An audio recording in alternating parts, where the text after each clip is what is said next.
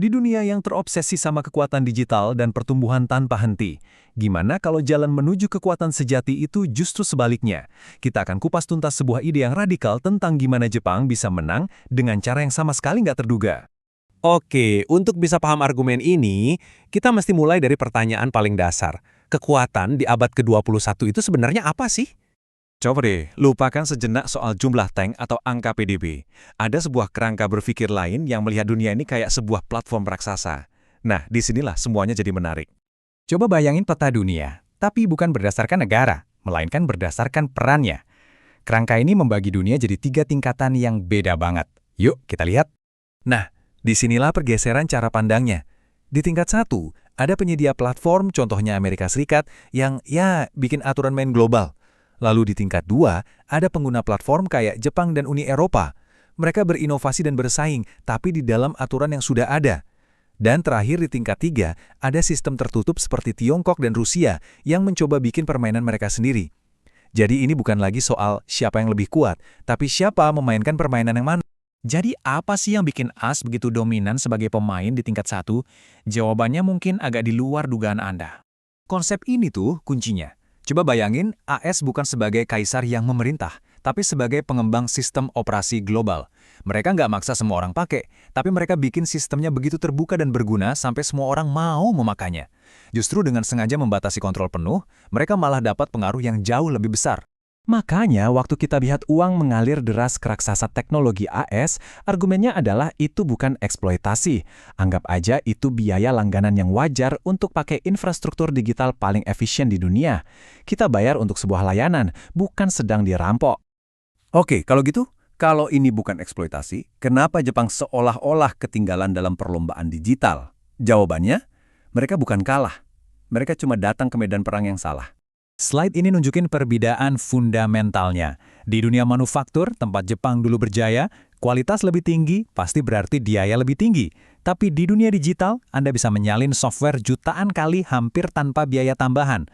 Dulu, keunggulan fisik di pabrik itu segalanya. Sekarang, yang menentukan adalah efek jaringan. Semakin banyak pengguna, semakin berharga platformnya.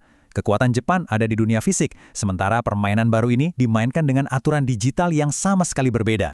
Jadi poin utamanya gini, buat Jepang mencoba melawan AS dalam permainan platform digital itu ibarat seorang samurai yang mau melawan pesawat tempur. Alat dan aturannya udah beda total, itu bukan pertarungan yang bisa dimenangkan. Nah, kalau Jepang nggak bisa menang di arena digital, terus apa dong jalan lainnya? Disinilah konsep bangsa elit muncul sebagai alternatif. Coba kita lihat contoh-contohnya, Denmark dengan kualitas hidupnya, Swiss dengan kepercayaannya, Singapura dengan keteraturannya. Apa benang merahnya? Mereka nggak mencoba jadi yang terbesar, mereka mencoba jadi yang terbaik. Kekuatan mereka justru datang dari selektivitas. Mereka milih siapa yang boleh masuk dan standar apa yang harus dijaga. Dan ini membawa kita ke inti argumennya. Apa sih aset unik Jepang yang nggak bisa ditiru oleh siapapun? Apa senjata rahasia mereka di dunia fisik? Lebih dari 2000 tahun. Selama itulah garis kekaisaran Jepang nggak pernah putus.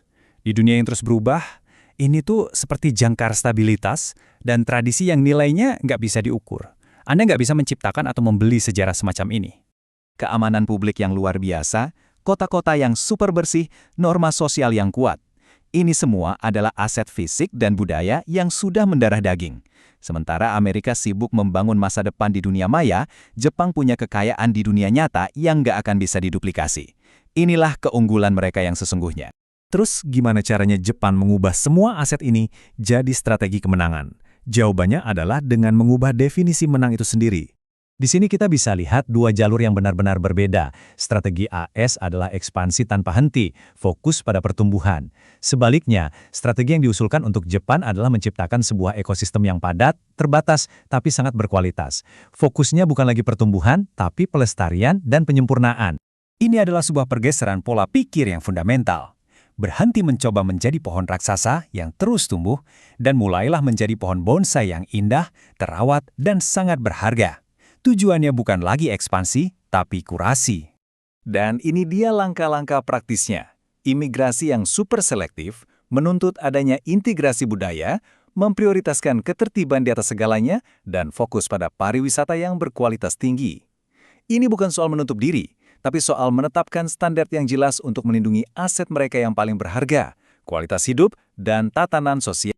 Dan ini membawa kita pada kesimpulan akhirnya yang sangat kuat. Mungkin cara paling bijak untuk menang bukanlah dengan berlari lebih kencang dari yang lain, tapi justru dengan memilih untuk tidak ikut dalam perlombaan itu dan membangun sesuatu yang abadi. Ini bukan kekalahan. Dalam sejarah peradaban, ini adalah cara paling bijaksana untuk menang.